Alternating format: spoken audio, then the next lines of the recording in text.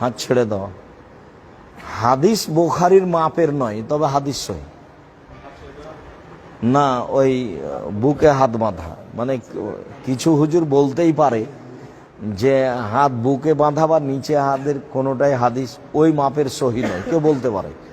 তাহলে ও কি করবে? যার কারণে সহিহ বলেই আগাতে হবে, আর না হলে জয়ীফ বলেই আগাতে হবে। বলতে হবে যে বুকের উপরে বাঁধাগুলোই জয়ীফ আর নিচের গুলোই সহিহ, আর না হলে বলতে হবে উপরের গুলোই সহিহ নিচের গুলোই জয়ীফ। আর না হলে মালিকি মত আল্লাহ আকবর বলে ছেড়ে দিতে হবে। ছেড়ে দেওয়ার কোনো হাদিস নেই। তা হাদিস জয়ীফ কাজে আমল করব কেন?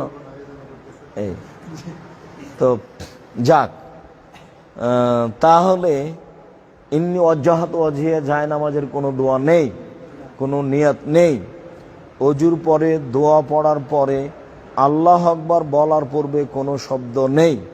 আল্লাহ আকবার বলার পূর্বে বিসমিল্লাহ নেই। আল্লাহ আকবার এত পাওয়ারফুল শব্দ যে বিসমিল্লাহ তার আগে ঢুকতে পারবে না। এখানে বিসমিল্লাহ নেই। এখানে আল্লাহ আকবার একবারে সরাসরি ডাইরেক্ট।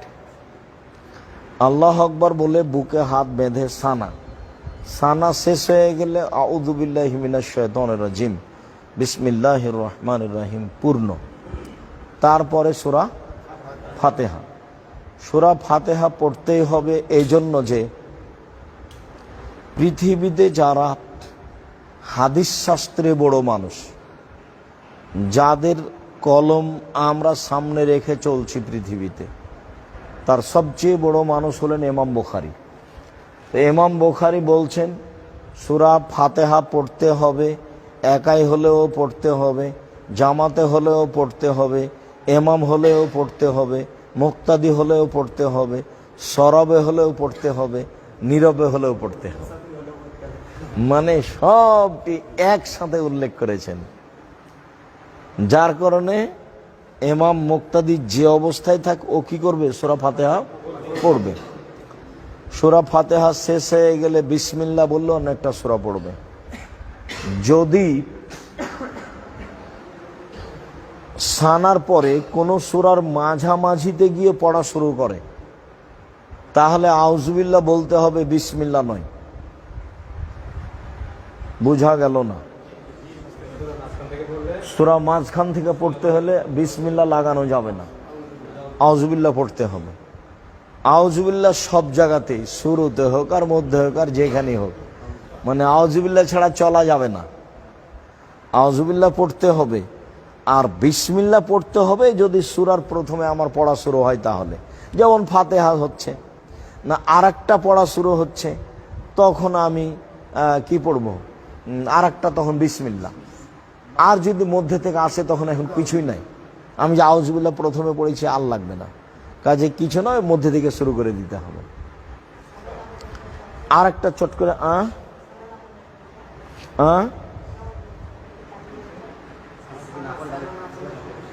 সানা না পড়লে সমস্যা আছে। সানা না পড়লে সালাত হবে। সানা পড়া সুন্নাত, গুরুত্বপূর্ণ সুন্নাত। সানা না পড়লে সালাত হবে। মধ্যে একটা কথা এসেছিল মাথায়, আমি ওটা আগে বলিনি। কেরাতে ভুল হলে সূরা ইখলাস দিয়ে সংশোধন করতে হবে, এ হাদিস নেই। যেখানে ভুল হচ্ছে সেখান থেকে তুমি অন্য জায়গায় চলে যাও, আর না হলে রুকুতে চলে যাও। তুমি কয়েকবার রিপিট করে ওটার ঘুরিয়ে আনতে পারছো না, তাহলে কি করবে? রুকুতে চলে যাও, আর না হলে ছেড়ে অন্য জায়গায় চলে যাও। সূরা ইখলাস পড়ার যেগুলো হাদিস আছে সেগুলো কেরাতের শুরুতে ইখলাস পড়তে পারে, শেষে ইখলাস পড়তে পারে নিয়মিত। আমি সূরা ফাতিহা পড়লাম, তারপরে সূরা লাহাব পড়লাম, এখন লাহাবের পরে আবার ইখলাস পড়বো, সব রাকাতই পড়তে পারে। কথা বোঝা যায়নি? সূরা ফাতিহা পড়লাম, তারপরে আমি ইখলাস পড়লাম, সূরা ইখলাস পড়লাম, তারপরে লাহাব পড়লাম, নিয়মিত সারা জীবন। আমি আগে ইখলাস পড়বো, তারপরে অন্য সূরা, তারপর রুকুতে যাব। আর না হলে অন্য সূরা তারপরে ইখলাস, এটা পড়তে পারে, কিন্তু ভুল সংশোধন করতে হবে ইখলাস দিয়ে, এটা নয়। কথাটা স্পষ্ট হয়েছে তো? আচ্ছা, এবার আমরা কেরাত শেষ করেছি, আমরা রুকুতে যাব। হাত খুলে দিয়ে প্রথমবার যেভাবে যে পর্যন্ত উঠিয়েছিল সে পর্যন্ত উঠাতে হবে। হাত বেঁধে হাত উঠাও, হাত বাঁধো, তারপরে হাত উঠাও। হ্যাঁ, ওই তোমার আঙ্গুলটা ওরকম হয়ে থাকে, এই বেডি ছেলের মতন বাঁকা করে রাখছো না, সোজা সুন্দর করে রাখো, কাঁধের সামনে রাখো, মজবুত করে রাখো। একটা গুরুত্বপূর্ণ কথা মনে পড়লো, বলো। শাইখ মানসুর খালাপি ওনার নামাজ ফলো করলাম যে উনি প্রথম তাকবীরের সময় হাত ছেড়ে দিয়ে আরে কারো কথা এখানে নকল করো না, সে যেই হোক, কারো কথা নকল করে কাউকে খাটো করার দরকার নেই এখানে, বুঝতে পারো নি? হ্যাঁ, আমি যেটা বলছি আমার দিন রাতের তদন্ত। আমরা মানুষ, আমরা ভুলের ঊর্ধ্বে নই, তবে আমাদের কথা কর্ম খুব মজবুত। ভুল থাকতে পারে কোনো জায়গাতে, কেন আমরা তো আর ফেরেশতা নই। তবে দিন রাত আমরা এটাই করি। আচ্ছা, এবার ছেড়ে দিয়ে রুকুতে যেতে হবে। আমি রুকুতে যাওয়ার আগে কথা বলিনি, এমন ভাবে পিঠ সোজা করতে হবে, লম্বা হাঁটা যেন ওরা সোজা হয়ে থাকে, এরকম যেন না থাকে, এরকম যেন না হয়ে থাকে। আর কোমর থেকে সামনের ওজন হাতের উপরে থাকবে, হাতের আঙ্গুলগুলি খোলা খোলা থাকবে, মাথাটা এরকমও হবে না, মাথাটা এরকমও হবে না। আমি আগে দেখিয়ে দিই।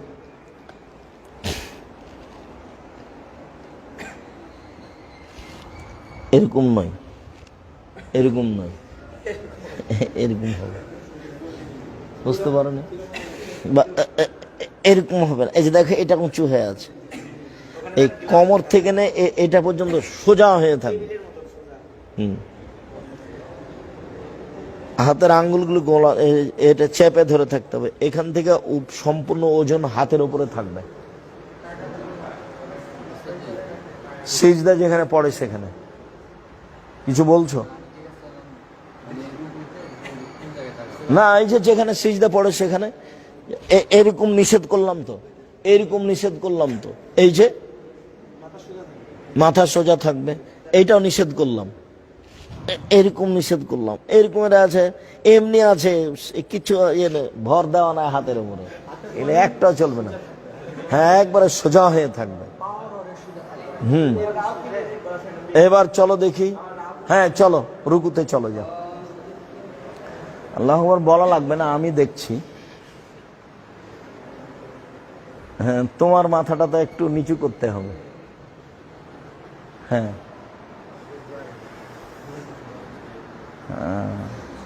ঠিকই আছে, থামো, এভাবেই থাকো।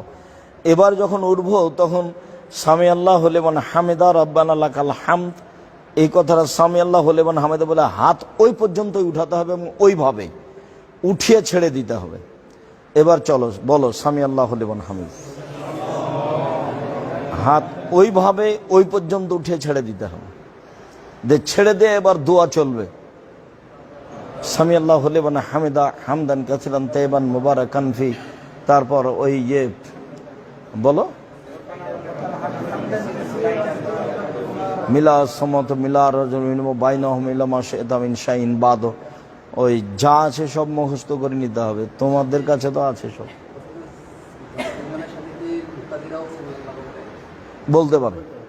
জয়লাল ইমাল ইতাম্মাবি, বা মুক্তাদিরা বলবে রব্বানা লাকাল হামদ বা রব্বানা ওয়ালাকাল হামদ, দুটাই সহিহ হাদিস। না, উঠে আর বাঁধতে হবে না, ওইটা ইজতেহাদ। আলবানী রাহিমাহুল্লাহ এটাকে বিদাত বলেছে। তো মানুষ মদিনা থেকে পড়ে এসে বাঁধছে কেন? ওটা হলো শেখ আব্দুল্লাহ বিন বাজের ফতোয়া। এই জন্য মানে জন্মসূত্রেই মদিনা বিশ্ববিদ্যালয় মানে একটু আলবানির সাথে একটু কি করতে হবে, একটু বিরোধিতা হিসেবে চলতে হবে। তো আলবানিরাই বর্তমান যুগে হাদিস সবচেয়ে, আরবি সবচেয়ে ভালো বুঝেছেন। তারা পুনরায় হাত বাঁধাকে কি বলেছেন?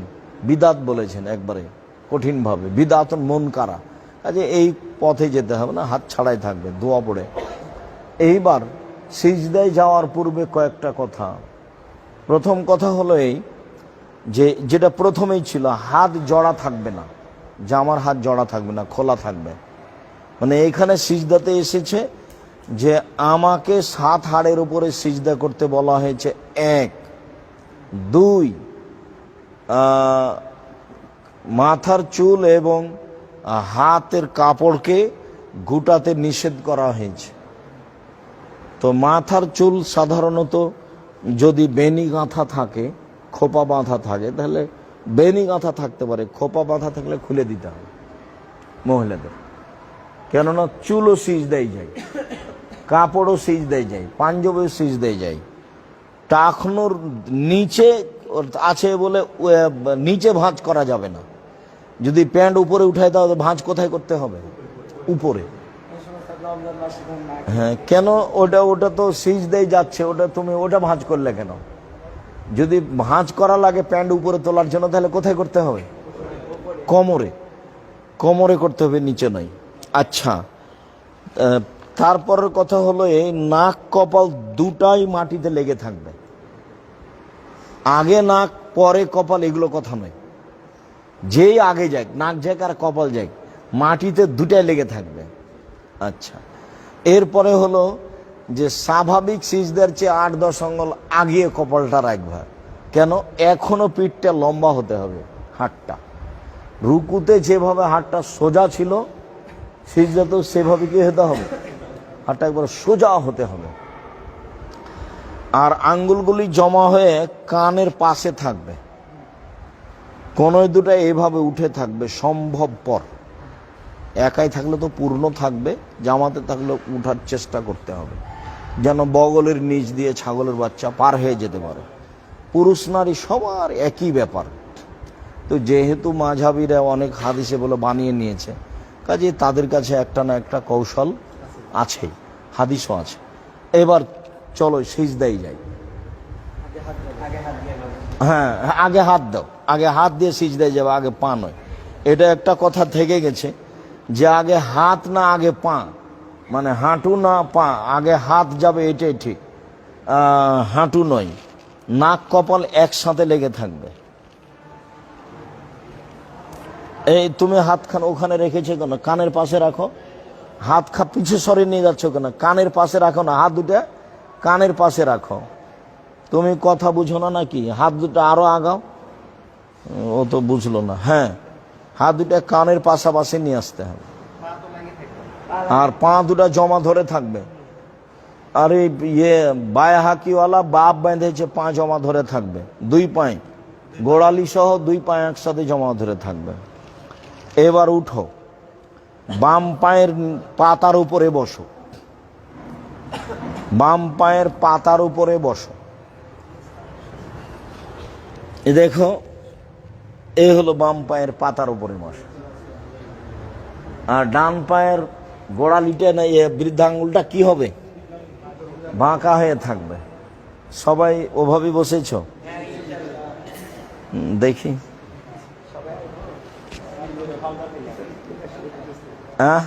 তোমার পা, তুমি তো কম বয়সের ছেলে, হবে না মানে হতে হবে। হ্যাঁ, কষ্ট হোক, ধীরে ধীরে ঠিক হয়ে যাবে। এটাই পদ্ধতি, ধীরে ধীরে ঠিক হয়ে যাবে। হ্যাঁ, ডান পায়ের গোড়ালিটা বাঁকা করে উল্টিয়ে রাখতে হবে এভাবে, আর বাম পায়ের পাতার উপরে বসে থাকতে। হ্যাঁ, ঠিক আছে, এটা ঠিক আছে। হ্যাঁ, না সিজদাটা আমি দেখিয়ে দেব। আগে হাত যাবে, যেভাবে সুবিধা হয়। এই যে নাক কপাল আগে পিছে কথা নয়, তখন তো বারবারই বললাম। মানে নাক কপাল মাটিতে লেগে থাকবে দুটাই। কি বলতে গেলে ওটা সমস্যা নেই, যাবে হাত আগে রাখবে। এখন একবারের জায়গাতে 5 বার হোক না কেন, কিন্তু হাত দুটো যে কানের পাশে দাঁড়াবে। এই যে, তাহলে এটা সহজ হবে, বা এটা সহজ হবে। কানের পাশে থাকবে। ওই যে ওই ছেলেটা, কাকে যেন বারবার বলছিলাম, তুমি হাতখানা আগে নিয়ে যাও না কেন? সবসময় এভাবে থাকছো কেন? এভাবে থাকছো কেন? হ্যাঁ, যতটুকু সম্ভব। না না, অত লম্বা না।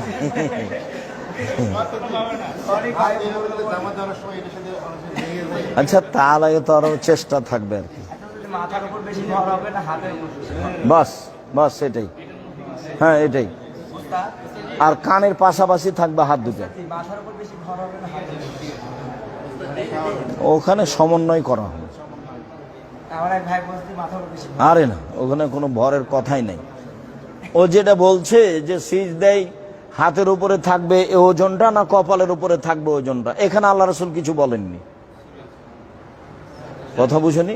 কিন্তু হাঁটুটাকে ধরে রাখার সময় মজবুত করে ধরে রাখতে হবে, এ কথা বলা হয়েছে রুকুতে।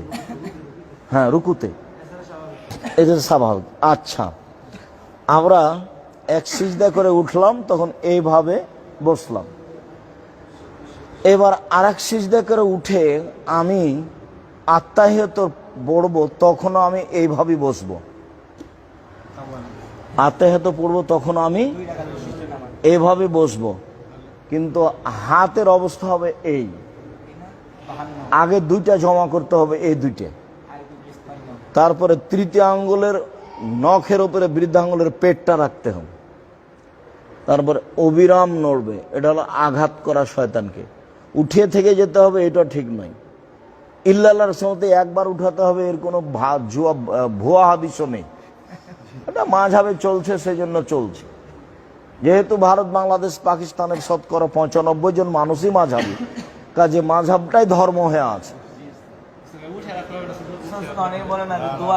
ওটার চেয়ে অবিরাম নড়বে, এইটাই ঠিক। মানে আলবানী রাহিমাহুল্লাহ যত হাদিস পেশ করেছেন সব নড়ানোর গুলো একসাথে পেশ করেছেন একই রকম করে। তা যে যাই বলুক নড়াবে, আমাদের সিদ্ধান্ত এটাই।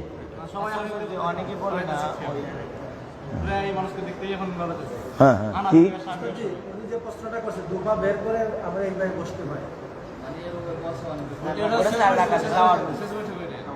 থামো, ওটাতে যায়নি তো এখনো।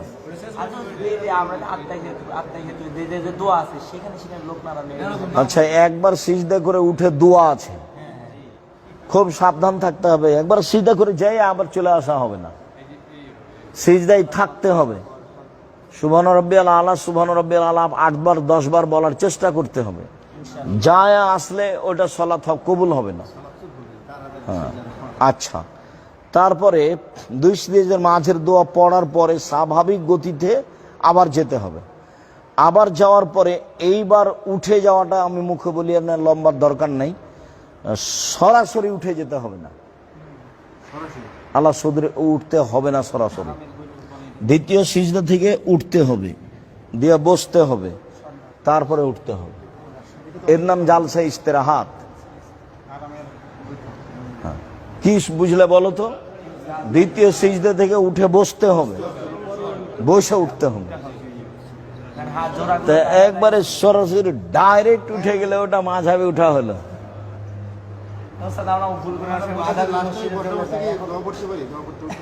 না, কোনো দোয়া নেই, বসাটা প্রমাণ হতে হবে, রিল্যাক্স। দ্বিতীয় সিজদা থেকে উঠে একটা রিল্যাক্সে বসে উঠতে হবে। আরে না, কারো কথা বলতে হবে। তো আচ্ছা, এখন আমরা দ্বিতীয় রেখাত হলো, তৃতীয় রেখাত এবার একটা কথা বলে নি, তারপরে চলে যাব। আমরা এখন বিভিন্ন আলেম ওলামার মুখে শুনছি যে নিতম্বের উপরে বসতে হবে এইভাবে, বাম পা বের করে দিয়ে নিতম্ব মাটির উপরে দিয়ে ডান পায়ের বৃদ্ধাঙ্গুল কেবলামুখী করে বসতে হবে। ওই সলাতে, যে সলাতে দুবার আত্তাহিয়াত আছে, এই কথা অনেকে বলতে চাচ্ছেন। এটাই বলেছেন আলবানী রাহিমাহুল্লাহ, আর এটাই বলেছেন তোমার আহমদ ইবনে হাম্বল রাহিমাহুল্লাহ, যার নাম তাওয়ারুক বস। কিন্তু আবু দাউদ তিরমিজিতে এসেছে, যেটা আমরা করে আসছি, সেটা পরিস্থিতিতে মুনাসিব হয়। সেটা হলো প্রত্যেক যেখানে সালাম আছে সেখানে এইভাবে বসা। ওটা তিরমিজির হাদিস, আবু দাউদের হাদিস। যেখানে সালাম আছে সেখানে এইভাবে বসা। কেন? সালামে একটু লম্বা সময় থাকা লাগে। হ্যাঁ, সহিহ হাদিস। আরে সালাম 4 রেখাতে আছে, তা হলো জোহর, আসর, এশা। সালাম 3 রাকাতে আছে তা হলো মাগরিব, সালাত 2 রাকাতে আছে তা হলো ফজর, সালাম 1 রাকাতে আছে তা হলো বিতর। 1 রাকাতে সালাম আছে না? তো কথাটা মনে রাখতে হবে, ওই সালামের বৈঠকে এইভাবে বসতে হবে, এটাই পরিস্থিতির চাহিদা এবং হাদিস সহি। বোঝা গেল না? কেননা একটু লম্বা সময় থাকতে হবে, অথবা একটু রিল্যাক্স বসি। হাদিস সহি, পরিস্থিতির চাহিদা এটাই।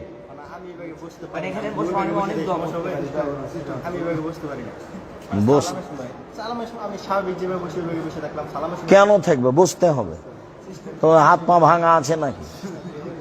হাত পা ভাঙা থাকলে সেটা ভিন্ন কথা। হ্যাঁ, হবে, কষ্ট করতে হবে, এটাই তো পদ্ধতি, কষ্ট করলে হয়ে যাবে। আচ্ছা, এইবার আত্মায়াত পড়তে হবে খেয়াল করে, তারপর সালামের বৈঠকে নিতম্বের উপরে বসতে হবে। সবাই নিতম্বের উপরে বসে, এখন একটু জায়গা নিয়ে হিসাব করে বসো, নিতম্বের উপরে বসো। হ্যাঁ, নিতম্বের উপরে বসা মানে এই যে আমি যে এই যে বের করে দিলাম, হ্যাঁ এই যে না, ওই যে বৃদ্ধাঙ্গুলে কেবলামুখী থাকতে হবে।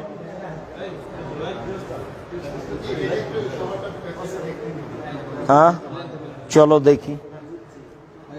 আচ্ছা, সবাই বসো তো দেখি নিতম্বের ওপর, আমি একটু পিছন দিকে যাই। হ্যাঁ, বসো তো দেখি।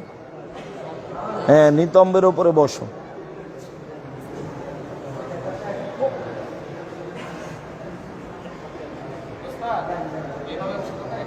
না, ওটা তো বারবার বলছি, বৃদ্ধাঙ্গুল, হ্যাঁ কেবলামুখী করো, এইটা। কষ্ট হোক খানিক, ঠেলা পাও খানিক। হ্যাঁ, না না, পায়ের উপরে বসতে হবে না, ওটা হাদিসে এসছে নিতম্বের উপরে বস। ঠিক আছে, হাদিসে এসেছে এইটার উপরে, নিতম্বের উপরে বসা, বাস ওইভাবেই যেতে হবে, ওটাই হিসেব। চলো দেখি সামনে। হ্যাঁ হ্যাঁ হ্যাঁ, ওটাই। আচ্ছা, এইবার হাত হাঁটুর ওপরে, হাঁটু বরাবর না, ওরকম না। হ্যাঁ হ্যাঁ, এরকম। এখন তো আর হাঁটু চেপে ধরে রাখার প্রয়োজন নেই, কাজে হাতকে তার স্বাভাবিক গতিতে রাখতে হবে। বাম হাতের আঙ্গুল জমা জমা থাকবে, আর ডান হাতের আঙ্গুল এভাবে অবিরাম নড়তে থাকবে। প্রথমে আত্তাহিয়াত, তারপরে দুরুদ, তারপরে দোয়ায়ে মাসুরা, তারপর নিজের প্রয়োজনের কোনো দোয়া, সেটা যেটাই হোক।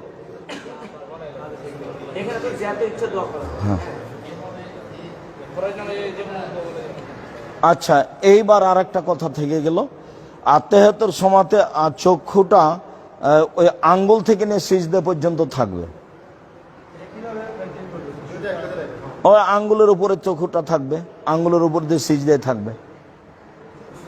হ্যাঁ, বা আঙ্গুলের উপরে থাকলে এখানে চক্ষুটা আঙ্গুলের হিসাব করা হয়েছে।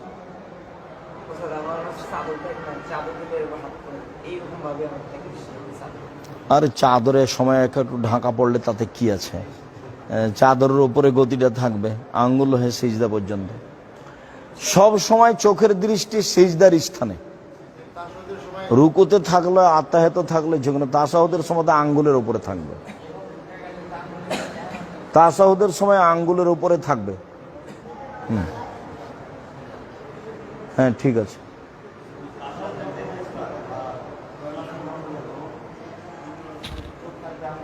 হ্যাঁ, সব সিজদার সময়। আচ্ছা, আর একটু কথা বলে নি, যে ওই যে বলা হয় সূত্রা দিতে হবে, আনুমানিক মানুষের 4 হাতের 4.5 হাত 5 হাতের বাহির দিয়ে যদি মানুষ চলে যায়, তাহলে তোমার কোনো সমস্যা নেই। যে পর্যন্ত সিজদা দাও এবং তার অর্ধ হাত পর্যন্ত এর ভিতর দিয়ে গেলে সে অপরাধী, বা তুমি তাকে ঠেকাবা। যা রাখবে রাখবে, ওগুলো সব দৃষ্টিকটু হয়, বারবারতে চোখ পড়ে। কাপড় চোপড় কিছু রাখতে হবে, না থাকলে রাখবে। আচ্ছা, এরপরে সালামের প্রয়োজনীয় যেগুলো জিকির তাসবিহ তাহলিল আছে এগুলো সব ধারাবাহিকভাবে মুখস্থ করে নিতে হবে। তো মোটামুটি সলাতের পদ্ধতি এইটা। আল্লাহ আমাদেরকে এইভাবে সলাত আদায় করার তৌফিক দান করুক, আল্লাহুম্মা আমিন। পরে আমি কথা বলছি। সালাম ফিরার সময়তে ডান দিকে সালাম এইখানে দেখতে হবে, এটা নয়। ডানে ফেরেশতা আছেন এবং মুমিন আছে, তাই পুরো কাঁধটা ঘুরতে হবে ডান দিকে। তুমি তো পিছন দিকে চলে গেলে, দেখো তো আমার কি পিছন দিকে যাওয়া হয়েছে? এরকম করলে পিছন দিকে হয়ে গেল, মানে পিছন নয়, ডানে ফেরেশতা আছে এবং মুসল্লি আছে, বামে ফেরেশতা আছে এবং মুসল্লি আছে, এদেরকে লক্ষ্য করে সালাম হয়, আসসালামু আলাইকুম, আসসালাম।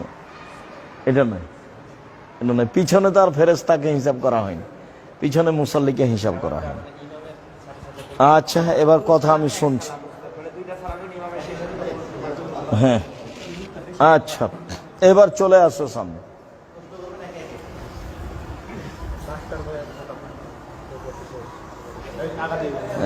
কয়েক মিনিট, 2-4 মিনিট, 5 মিনিট।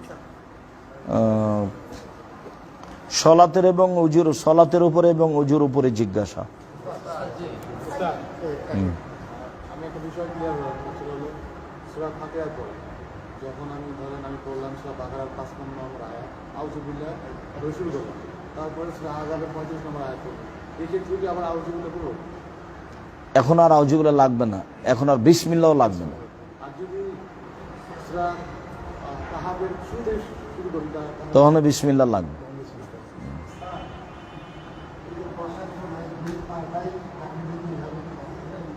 না। ওটাকে কেবলামুখী করে রাখতে হবে, এই বৃদ্ধাঙ্গুলটা, ওটা তো কয়েকবার বললাম। ওগুলো তো নাগালের বাইরে থাকছে, ও তো আর ও তো হাতে পাবে না, ও তো মানে ও তো বৃদ্ধাঙ্গুলই যথেষ্ট। আমরা সিজদার অবস্থায় কি তাকে রাখবো না চোখ বুজে থাকবো? সবসময় চোখ খোলা থাকবে। সালাম ফিরানোর বৈঠকে এবং তাশাহুদের বৈঠকে ওই বৈঠকে কি আঙ্গুল নাড়াবো? সবসময় সালাম পর্যন্ত, তাশাহুর বৈঠকে এবং সালামের বৈঠকে সর্বদা। ইমাম যখন ডান দিক শেষ করবে তখন আমার শুরু হবে। তার মানে হলো পিছে পিছে। হ্যাঁ, তা তো বললামই, তখন ভুলে যাচ্ছ কেন? সিজদার সময় কি হবে? 2 পা একসাথে লেগে থাকবে। মেয়েদের এবং ছেলেদের সলাতের মধ্যে কোনো পার্থক্য নাই, একবারে সরিষা সমপরিমাণ পার্থক্য নাই। তবে এতটুক যে মহিলাদের ইমাম কাতারে দাঁড়াবে, আগে যেতে পারবে না। সলাতের নিয়মে কোনো নাই, পার্থক্য নেই। আর একটা হলো এই যে মহিলাদের ইমামের ভুল হলে মহিলারা হাতের উপরে আঘাত করে ভুলটা সংশোধন করবে, মুখে বলতে পারবে না সুবহানাল্লাহ। এই হলো 2টা তফাৎ। আর কেউ যদি বলে যে টাকনোর নিচে কাপড় রাখতে হবে মহিলাদেরকে, তো এটা প্রশ্নের উত্তর হলো না, প্রশ্নও নয়, কেননা টাকনোর নিচে কাপড় ওদেরকে সব সময়ই রাখতে হবে। তাহলে হ্যাঁ, তাহলে মহিলাদের এবং পুরুষের সলাতের মধ্যে পার্থক্য বলতে হবে কয়টা? 2টা। একটা ইমাম আর একটা ইমামের সাথে সংশোধনে হাততালি, উল্টা ইমামের সাথে জড়িত। মহিলারা ফরজ সালাতে একামাত দিয়ে পড়বে। একামাত হলো জিকির এবং গুরুত্বপূর্ণ জিকির, সবাই করবে। মহিলারা মহিলাদের জামাতে ইমামতি করতে পারবে? মহিলারা মহিলাদের জামাতে ইমামতি করতে পারবে, ঈদের সলাতের ইমামতি করতে পারবে না, আর জুমার পাবে না। নামাজ হবে, নেকি কম হবে। এখনই তো বললাম, ইমামের একটা শেষ হলে আমার শুরু হবে।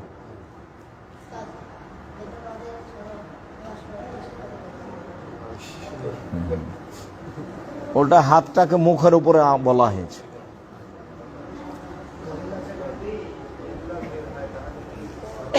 সলাত হবে, নেকি কম হবে।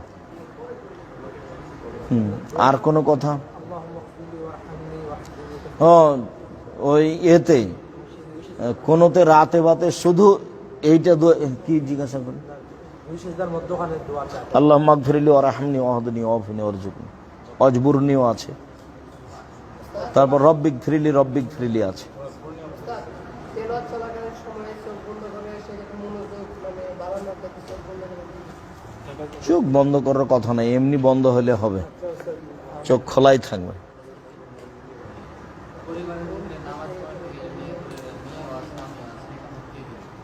পুরুষে দিবে, স্বামী স্ত্রী সালাত আদায় করছে, স্বামী একামাত দেবে, স্ত্রী দিতে পারবে না। আগে পিছে একটু না, এগুলো সম্পূর্ণ একটু আগে পিছে হতো হানাফিদের কাজ এটাই। ওরা ওদের সাথে ইমামের সাথে একটু ইমামকে আগে রেখেছে, দেখনি কোনো সময় চোখে পড়েনি।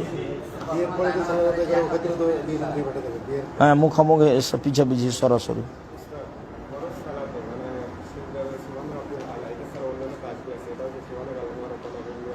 হ্যাঁ, আমি কথা বুঝতে পারিনি।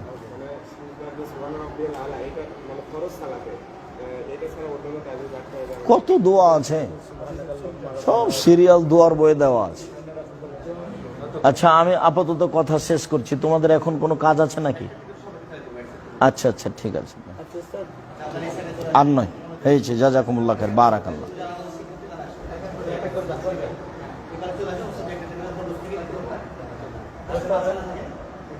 আমি আসবো ওখানে না, আমার এখান থেকে নিবে? আচ্ছা আচ্ছা, থামো থামো একটু, কি কি দিচ্ছ? ও,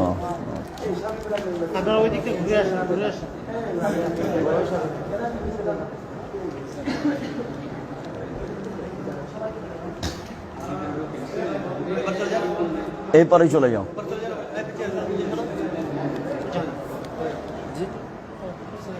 হ্যাঁ, তুমি গেঞ্জি গায়ে দিয়ে এসছো কেন এখানে? তোমার পাঞ্জাবি নাই? দিব? আচ্ছা, জাযাকুমুল্লাহ তাকাব্বাল।